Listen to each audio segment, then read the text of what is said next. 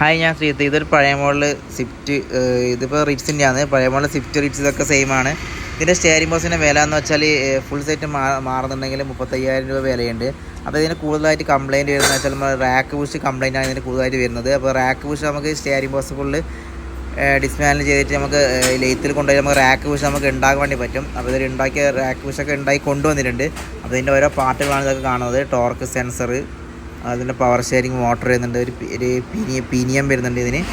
അപ്പോൾ ഇത്രയും കാര്യങ്ങളാണ് ഇതിന് വരുന്നത്. അപ്പോൾ ആരെങ്കിലും ഇതിൻ്റെ ഡീറ്റെയിൽഡ് വീഡിയോ ആണെങ്കിൽ ഇതിൻ്റെ ലിങ്ക് ഞാൻ കമൻറ്റിൽ പിൻ ചെയ്ത് വെക്കാം. അപ്പോൾ സംശയമുള്ള ആരെങ്കിലും ഈ വീഡിയോ ഫുള്ള് കാണുക. അതിലെ ഡൗട്ട് കാര്യങ്ങൾ നമുക്ക് ക്ലിയർ ചെയ്യാൻ വേണ്ടി പറ്റും.